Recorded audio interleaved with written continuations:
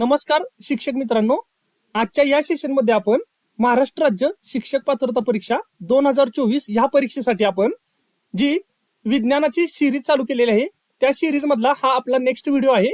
या व्हिडिओमध्ये आपण विज्ञान विषयाच्या अंतर्गत रसायनशास्त्र, भौतिकशास्त्र आणि जीवशास्त्र या तिन्ही विषयांचे मागील वर्षामध्ये म्हणजेच प्रिव्हियस इयर मध्ये विचारलेले क्वेश्चन आपण या व्हिडिओमध्ये डिस्कशन करणार आहोत। आणि या व्हिडिओच्या माध्यमातून तुम्हाला कोणत्या प्रकारचे क्वेश्चन टीईटीला विचारले जातात, त्याच्यामध्ये रसायनशास्त्राचे कसे असतात, भौतिकशास्त्राचे आणि जीवशास्त्राचे याची लेवल कितपत असते, तुम्हाला महत्त्वाचे क्वेश्चन्स कशा पद्धतीने करावे लागणार आहेत, त्याच्यामध्ये थेअरी क्वेश्चन्स किती असतात, त्यानंतर जे फिजिक्सचे न्यूमरिकल्स असतात म्हणजे भौतिकशास्त्राची जी गणित असतात ही गणित पण तुम्हाला या व्हिडिओमध्ये पाहायला मिळणार आहेत। तर हा व्हिडिओ शेवटपर्यंत नक्की बघा। जर तुम्ही आमच्या चॅनलवरती पहिल्यांदाच आला असाल तर चॅनलला सबस्क्राईब करून ठेवा, जेणेकरून पुढील येणाऱ्या नवीन व्हिडिओच्या अपडेट सर्वप्रथम तुम्हाला भेटत राहतील। चला तर मग व्हिडिओला सुरू करूयात। आजच्या या सेशनचा आपला पहिला प्रश्न आहे 10A विद्युतधारा म्हणजेच, आता या ठिकाणी ए म्हणजे असतं एम्पियर, 10 एम्पियर म्हणजे किती विद्युतधारा असते। खाली ऑप्शन तुम्हाला दिलेले आहेत, एकूण 4 ऑप्शन दिलेले आहेत। आता आपल्या सूत्रानुसार आपल्याला माहिती आहे की 1 एम्पियर विद्युतधारा किती असते, तर ती असते प्रभार भागिले वेळ। विद्युतधारा असते प्रभार भागिले वेळ, आणि हा जो प्रभार असतो तो नेहमी कुलोम मध्ये मोजला जातो आणि वेळ जी असते ती सेकंदामध्ये मोजली जाते, सेकंदात। ह्याचा अर्थ काय, प्रभार भागिले वेळ। आता या ठिकाणी 1 एम्पियर आहे, 1 एम्पियरचा हा फॉर्म्युला आहे, प्रभार भागिले वेळ, कुलोम भागिले सेकंद, म्हणजेच काय कुलोम भागिले सेकंद। आणि हे जर तुम्ही सॉल्व केलं आणि खालचा जो सी आहे तो जर खालचा एस जो आहे तो एस जर वरती आणला तर तो होणार (-1), म्हणजे इथं पॉवर किती आहे त्याची +1 आहे आणि ही पॉवर वरती गेली की होणार -1। हे झालं 1 एम्पियरचं कुलोम पर सेकंड इनवर्स। तर आता तुम्हाला विचारलेलं आहे त्यांनी 10 एम्पियर म्हणजे किती असेल, तर सिंपली काय करायचं, दोन्ही बाजूला 10 ने मल्टिप्लाय करायचं, म्हणजे हे किती झालं 10 कुलोम सेकंड इनवर्स, म्हणजेच 10 कुलोम सेकंड इनवर्स। पर्याय क्रमांक 3 हे याचं अचूक उत्तर असणार आहे। या ठिकाणी तुम्हाला एक विद्युतधाराचं सूत्र माहित असणं गरजेचं आहे। आता पुढील प्रश्न, मेंदूच्या कोणत्या भागाद्वारे सायकल चालवणे, एका सरळ रेषेत धावणे इत्यादी क्रिया नियंत्रित केल्या जातात, तर याचं करेक्ट उत्तर आहे, या ठिकाणी तुम्ही बघू शकता की प्रमस्तिष्क, लंबमज्जा, अनुमस्तिष्क आणि अनुमस्तिष्क सेतू।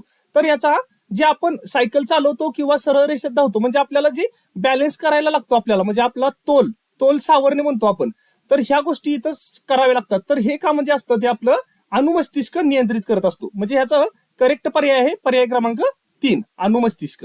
हा एक तुम्हाला जीवशास्त्राचा प्रश्न होता, म्हणजे बायोलॉजी रिलेटेड। आता पुढील प्रश्न बघा, ह्याच्यामध्ये तुम्हाला भौतिकशास्त्राचा एक गणित विचारलेला आहे। एक व्यक्ती 2 समांतर भिंतींच्या मध्ये फटाका फोडतो, तो व्यक्ती त्या आवाजाचा पहिला प्रतिध्वनी 2 सेकंदानंतर आणि दुसरा प्रतिध्वनी 4 सेकंदानंतर ऐकतो। जर ध्वनी 360 मीटर पर सेकंद या वेगाने प्रवास करीत असेल, म्हणजे ह्याचा तुम्हाला जो वेग दिलेला आहे तो दिलाय 336, तर त्या 2 भिंतीतील अंतर किती असेल असं तुम्हाला विचारलेलं आहे। तर ह्याच्यामध्ये आता उदाहरणार्थ हे घडलंय नेमकं कसं बघा, समजा इथं ह्या 2 पॅरलल भिंती आहेत आणि त्याच्यामध्ये एक माणूस आहे आणि त्यानं काय केलं, ह्या 2 समांतर भिंतींमध्ये फटाका फोडला, एक या ठिकाणी फटाका आहे तो फोडला। फटाका फोडल्यानंतर काय झालं, आवाज काय झाला, पहिला जो प्रतिध्वनी आला तो 2 सेकंदानंतर, समजा इकडून 2 सेकंदानंतर आला आणि इकडून जो प्रतिध्वनी आला तो समजा 4 सेकंदानंतर आला। आणि तुम्हाला या ठिकाणी ध्वनीची व्हेलॉसिटी दिलेली आहे, ध्वनी जो आहे तो आहे मीटर पर, या ठिकाणी सेकंड इनवर्स आहे, मीटर पर सेकंद असतं हे, त्यामुळे (s⁻⁻1) असणार आहे। म्हणजे तुमची जी व्हेलॉसिटी आहे ती व्हेलॉसिटी आहे 336 मीटर पर सेकंद आहे। आणि तुमचं जे पहिली वेळ आहे, पहिली मी काय करतो आता या ठिकाणी गिवन डेटामध्ये पहिली जी वेळ आहे त्याला T1 म्हणूयात आपण, T1 आहे 2 सेकंद, दुसरी वेळ जी आहे ती आहे 4 सेकंद, आणि तुमची व्हॅलॉसिटी आहे 336 मीटर पर सेकंड. आता आपण काय करूयात, त्यांनी तुम्हाला दोन भिंतीतलं अंतर विचारलेलं आहे. ओके, दोन भिंतीतलं म्हणजे आता हा माणूस मध्ये उभा आहे, तर तुम्हाला आता काय करायला लागेल, पहिल्यांदा T1 सेकंदासाठी आणि व्हॅलॉसिटीसाठी ह्याचं एक कॉम्बिनेशन करायला लागेल आणि T2 सेकंदासाठी व्हॅलॉसिटी सोबत एक कॉम्बिनेशन करायला आणि डिस्टन्स काढावं लागेल. मग आपण काय करूयात, फॉर T1 साठी काय करूयात, आपण पहिल्यांदा डिस्टन्स काढूयात D1. आता डिस्टन्सचा फॉर्म्युला काय असतो, व्हॅलॉसिटी इंटू टाइम, म्हणजे व्हॅलॉसिटी इंटू टाइम. तर हे झालं 336 इंटू 2 झालं, 336 इंटू 2. तर या ठिकाणी हे D1 तसंच ठेवा. सिमिलरली काय करूयात, आपण D2 एक फाइंड करूयात. D2 काय करायचं, फक्त आता इथं या ठिकाणी व्हॅलॉसिटी सेम राहणार आहे 336 गुणिले फक्त या ठिकाणी होणार आहे 4. तर आता या ठिकाणी काय झालेलं आहे बघा, तुम्हाला दोन प्रतिध्वनी ऐकू आलेले आहेत. एक आलाय 2 सेकंदानंतर आणि एक आलाय 4 सेकंदानंतर. तर तुम्हाला हे काय झालंय, दोन प्रतिध्वनी आल्यामुळे का नाही त्याला तुम्हाला हाफ करावं लागणार आहे. ह्या डिस्टन्सला जे आहे का नाही ते हाफ करावं लागणार आहे. म्हणजेच काय करावं लागणार आहे, पहिल्यांदा तुम्हाला D1 डिवायडेड बाय 2 करावं लागणार आहे. म्हणजे या ठिकाणी D1 डिवायडेड बाय 2 केलं तर हे झालं 2 ला 2 कट झालं, तर हे राहिलं 336. आणि सिमिलरली तुम्हाला D2 डिवायडेड बाय 2 पण करावं लागणार आहे. म्हणजे इथं जर 2 ने भागलं तर हे झालं बेदुनी 4. आणि त्यानंतर ही जी व्हॅल्यू आहे तुमची ती आहे 336च्या दुप्पट 672 मीटर आणि 336 मीटर. आता हे झालं डिस्टन्स T1 साठी आणि डिस्टन्स T2 साठी. आणि आता तुम्हाला फक्त टोटल डिस्टन्स काढायचं आहे. टोटल डिस्टन्सला काय करायचं, D1 प्लस D2 करायचं. आणि ही जर बेरीज तुम्ही केली, 6 आणि 2 8, 7 आणि 3 10, कॅरी 1, 6 आणि 1 7, 7 आणि 3 10, 1008. 1008 मीटर. पर्याय क्रमांक 3 हा तुमचा अचूक पर्याय आहे. हे एक अत्यंत महत्वाचं फिजिक्सचं एक्झाम्पल होतं. ह्याच्यामध्ये तुम्हाला हाफ या ठिकाणी का करायचं आहे, कारण की दोन प्रतिध्वनी ऐकू आले, एक इकडून आला एक इकडून आला, त्यामुळे तुम्हाला हे हाफ करावं लागणार आहे. हे तेवढं लक्षात ठेवा. जर तुम्ही ह्याची डायरेक्ट बेरीज केलीत तर तुमचं उत्तर चुकणार आहे. अशा पद्धतीने हा तिसरा प्रश्न होता. आता नेक्स्ट क्वेश्चन बघा. ॲव्होगॅड्रो नंबर हा त्या पदार्थात असणाऱ्या कणांची संख्या असतो. आता ॲव्होगॅड्रो नंबर हा केमिस्ट्रीचा क्वेश्चन आहे तुमचा. तर ॲव्होगॅड्रो नंबर ही थिअरी आहे तुमची, लक्षात ठेवा. ॲव्होगॅड्रो नंबर हा त्या पदार्थात असणाऱ्या कणांची संख्या असतो. तर ती 1 मोल ह्या कणांची संख्या असतो. हे तुम्हाला उत्तर लक्षात ठेवावं लागेल. ॲव्होगॅड्रो नंबर हा 1 मोल कणांची संख्या असतो. त्यानंतर पुढचा प्रश्न आहे, खालीलपैकी कोणते RNA सर्वात लहान असते, कोणते RNA सर्वात लहान असते. तर याचं करेक्ट उत्तर आहे tRNA. tRNA हा सर्वात लहान RNA असतो. प्रश्न, एक प्रकाश किरण काचेच्या चिपेवर लंब रेषेत आपाती होते. आता या ठिकाणी समजून घ्या, एक काच आहे, त्या काचची चिप आहे, त्याच्यावरती लंब रेषेत आपाती होते. आता आपाती म्हणजे नेमकं काय असतं, किरण आपाती होतो म्हणजे काय, किरण आपाती होतो याचा अर्थ तो 0 डिग्रीचा अँगल करतो, 0 डिग्रीचा अँगल करतो. आणि त्या स्थितीत त्यांनी तुम्हाला अपवर्तन कोन विचारलाय. तर अपवर्तन कोन म्हणजे काय, आता आपाती किरण आला आणि तो काय झाला, पुढे गेला निघून, तर त्याला म्हणायचं अपवर्तन कोन. जर ह्या ठिकाणी काचेच्या चिपेवरती जर आपातीच होत असेल तर त्याचा अँगल आहे 0 डिग्री, म्हणजे तो असा जाणार आहे, असा ऍक्च्युली तो असा जाणार आहे. ओके, ही काचेची चिप आहे समजा, तर तो लंब आपाती आहे, तर हे अँगल काय किती करतोय ह्या बेस सोबत, तर 0 डिग्रीचा अँगल करतोय. आणि तो तसाच पुढे जाणार अपवर्तन, म्हणजे शेवटी अँगल किती झाला, 0 अंश. म्हणजे पर्याय क्रमांक 3 हे ह्याचं बरोबर उत्तर आहे. या ठिकाणी तुम्हाला जरी लंब वाटत असलं तरी तो असा नाही पडत काचेवरती लंब, तर तो आपाती असला म्हणजे 0 अंशाचा कोन करतो. त्यानंतर आता बघा 7वा प्रश्न, दंड आकाराच्या जीवाणूंना काय म्हणतात. दंड आकाराच्या जीवाणूंना काय म्हणतात. पहिला ऑप्शन आहे कॉकस, दुसरा आहे स्पायरिमल, तिसरा आहे स्पायरिमल, दुसरा आहे बॅसिलस आणि वायब्रिओ. तर दंड आकाराच्या जीवाणूंना बॅसिलस असे म्हणतात. हा बायोलॉजीचा क्वेश्चन आहे. दंड आकाराच्या जीवाणूंना बॅसिलस असं म्हटलं जातं. पुढे, जेव्हा तारेतून वाहणारी विद्युतधारा 4 पट वाढवली. आता हे समजून घ्या, विद्युतधारा म्हणजे काय, करंट किती केला, 4 पट वाढवला, तर तारेतून जाणारी उष्मा काय, उष्मा म्हणजे तुम्हाला हीट विचारलेली आहे. आता या ठिकाणी तुम्हाला हीट आणि आय मधलं रिलेशन माहित पाहिजे. तर हा एक जूलचा नियम आहे, H is equals to I square R T असतं. हे तुम्हाला 9वीच्या पुस्तकामध्ये सापडेल, हीट या चॅप्टरमध्ये. H is equals to I square R T हा फॉर्म्युला आहे. आता असं समजून घ्या, विद्युतधारा काय झालेली आहे, 4 पट वाढलेली. म्हणजे समजून चला, सुरुवातीची विद्युतधारा समजा 1 एम्पियर होती, 1 एम्पियर होती. आता ती नवीन विद्युतधारा काय झाली, त्याला मी आय डॅश म्हणतो, ती झाली 4 पट. म्हणजे किती झाली, 4 पट म्हणजे 4A झाली. तर सुरुवातीचा हा फॉर्म्युला आहे. दुसऱ्यांदा काय झालं नवीन, आता म्हणजे एच डॅश काय होणार आहे ते बघायचं आपल्याला. तर तुम्हाला करंट किती वाढवला, 4 पट झाला, म्हणजे 4 एम्पियर झाला, त्याचा स्क्वेअर आर टी. आणि हे जर सोडवलं तर तुम्ही 16A झालं आर टी. म्हणजे तुमचं जो उष्मा आहे, उष्मा ती सुरुवातीला जी होती, करंट 4 एम्पियरने म्हणजे 4 पट झाल्यामुळं तुमची उष्मा जी आहे ती 16 पट झाली. ती कशामुळे झाली, ह्या रिलेशनमुळं तुम्हाला कॅल्क्युलेट करता आलं. एच बरोबर आय स्क्वेअर आर टी हा एक नियम आहे हीटचा आणि करंट मधला, म्हणजे विद्युत धारेतला. तर तुम्हाला हा फॉर्म्युला किंवा ही रिलेशन माहित पाहिजे, तर तुम्ही याचं उत्तर सहजपणे देऊ शकता. 16 पट होणार आहे, म्हणजेच त्याचा स्क्वेअर. या ठिकाणी समजा 2 पट दिला असतं तर 2चा वर्ग 4 झाला असतं, जर 3 दिला असतं तर 3चा वर्ग 9 पट झाला असतं. अशा पद्धतीने हा फॉर्म्युला खूप महत्वाचा आहे. जर तुम्हाला ह्या एमसीक्यू समजत असतील तर तुम्ही आम्हाला कमेंट बॉक्समध्ये नक्की सांगा. जर व्हिडिओ आवडत असेल तर व्हिडिओला एक नक्की लाईक करा. आता पुढचा प्रश्न आहे, हा दिवस जागतिक आरोग्य दिन म्हणून साजरा करण्यात येतो. आता जागतिक आरोग्य दिन म्हणजेच काय, वर्ल्ड, तुमचा जो जागतिक आरोग्य दिन असतो तो नेहमी काय असतो, 7 एप्रिलला असतो. जागतिक आरोग्य दिन हा 7 एप्रिलला साजरा केला जातो. आता पुढचा प्रश्न, एक व्यक्ती पूर्वेकडून 8 किलोमीटर चालत गेला. आता या ठिकाणी बघा, एक आपण रफ स्केच बनवायचं. पूर्वेकडे 8 किलोमीटर चालत गेला. समजा त्या व्यक्तीने इथं सुरुवात केली चालायला, तो पूर्व दिशेला झाला. पूर्व दिशा म्हणजे पहिल्यांदा समजून घ्या, ही असतं तुमचं नॉर्थ साऊथ पोल असतो, म्हणजे काय असतं, हा उत्तर दक्षिण असतो. आणि तुमचं ईस्ट आणि वेस्ट असतं. म्हणजे या ठिकाणी तुमची पूर्व दिशा असते आणि या ठिकाणी असते पश्चिम दिशा. तर ही उत्तर आणि ही दक्षिण. पहिल्यांदा काय केलं बघा, एका व्यक्तीने समजा ह्या ए पॉइंट पासून चालू केलं, तो पूर्वेकडे 8 किलोमीटर गेला. त्याच्यानंतर काय झालं, नंतर तो उत्तरेकडे 6 किलोमीटर गेला. आता उत्तरेकडे म्हणजे वरती गेला, वरती किती गेला, 6 किलोमीटर गेला. तर त्यांनी काय विचारलेलं आहे तुम्हाला, विस्थापन किती, विस्थापन विचारलेलं आहे बरं का. हा शब्द तुम्हाला माहित असणं गरजेचं आहे. या ठिकाणी तुम्हाला अंतर नाही विचारलं, हे पहिल्यांदा एक बेसिक गोष्ट समजून घ्या. विस्थापन आणि अंतर ह्याच्यात काय फरक असतो हे आधी मी तुम्हाला क्लिअर करतो. विस्थापन जे असतं ते असतं तुमचा स्टार्टिंग पॉइंट म्हणजे इनिशियल पॉइंट आणि तुमचा फायनल पॉइंट ह्यांच्यातलं डायरेक्ट डिस्टन्स असतं किंवा मिनिमम डिस्टन्स.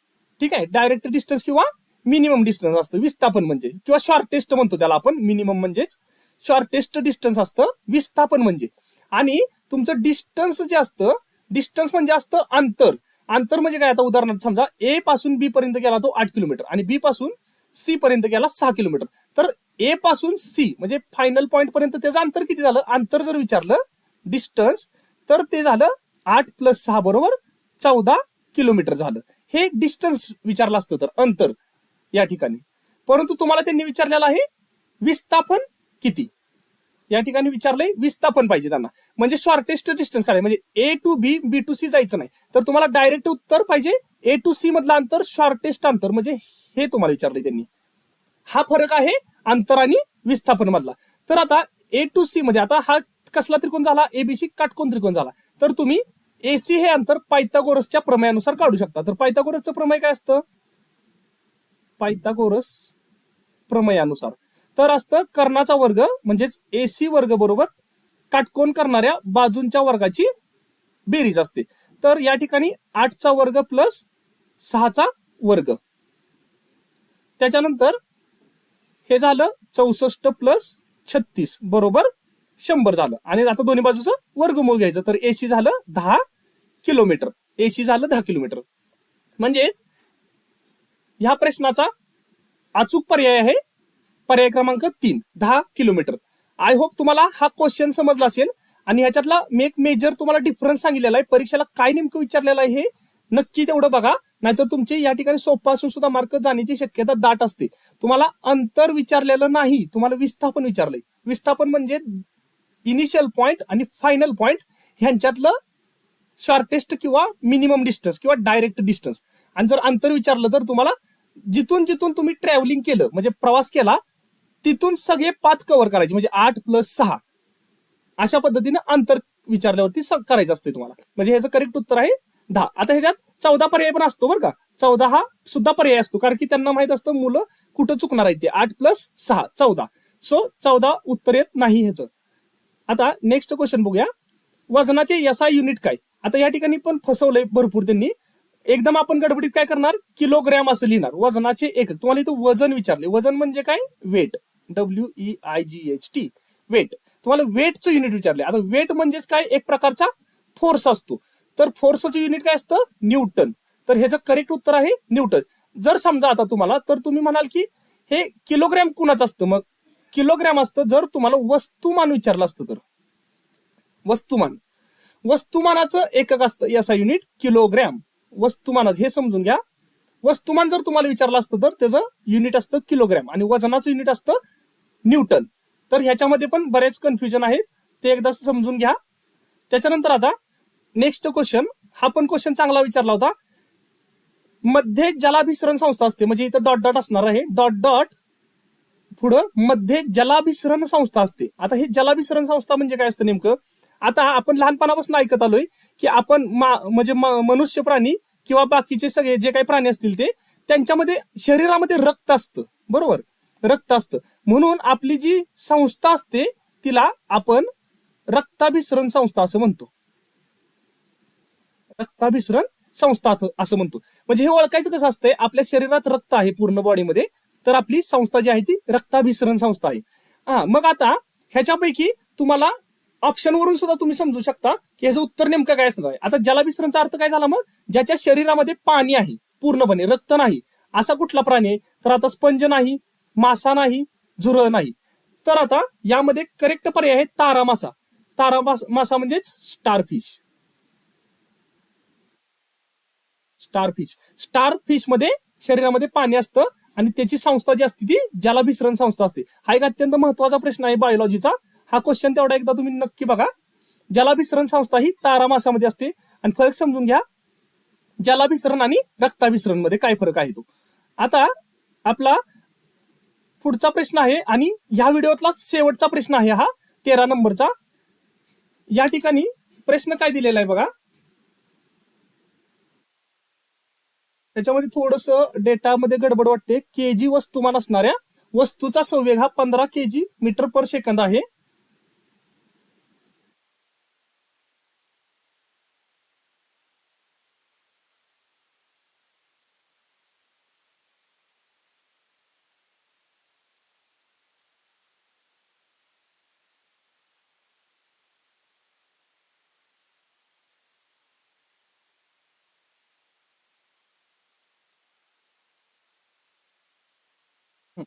या ठिकाणी आहे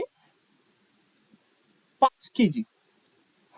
5 kg वस्तुमान असणाऱ्या वस्तूचा संवेग हा 15 kg इंटू मीटर पर सेकंद आहे. तर त्या वस्तूची गतिज ऊर्जा विचारलेली आहे. आता या ठिकाणी संवेग म्हणजे काय असतं? संवेग आणि गतिज ऊर्जा ह्याच्यातला, आणि हे काय वस्तुमान आहे म्हणजे तुमचं मास आहे. तर संवेग म्हणजे संवेगला पी ने दर्शवलं जातं आणि संवेग बरोबर असतं mass into velocity. Mass into velocity. तर तुम्हाला पी ची व्हॅल्यू दिलेली आहे त्यांनी 15. हा फॉर्म्युला खूप महत्वाचा आहे. पी बरोबर mv, संवेग बरोबर मास इंटू व्हेलॉसिटी. तर संवेग आहे 15, मास आहे 5 इंटू व्हेलॉसिटी. आता या ठिकाणी आणि युनिट महत्वाचे असतात फिजिक्स मध्ये. या ठिकाणी युनिट आहे केजी आणि या ठिकाणी पण युनिट आहे केजी. तर हे युनिट सेम आहे, त्यामुळे तुम्हाला चेंज कोणताही करावा लागणार नाही. तर या ठिकाणी व्हेलॉसिटी झाली तुमची 15/5, म्हणजेच व्हेलॉसिटी झाली तुमची 3 सेकंद. त्यानंतर आता तुम्हाला पुढे काय विचारलेलं आहे त्यांनी?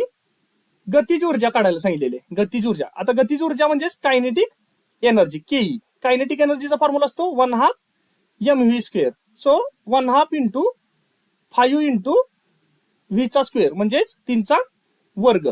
तर हे कॅल्क्युलेशन जर तुम्ही केलं तर हे झालं 5 इंटू 3चा वर्ग 9 डिवायडेड बाय 2. 5 × 9 = 45/2. तर 45च्या निम्मा आहे 22.5 जूल.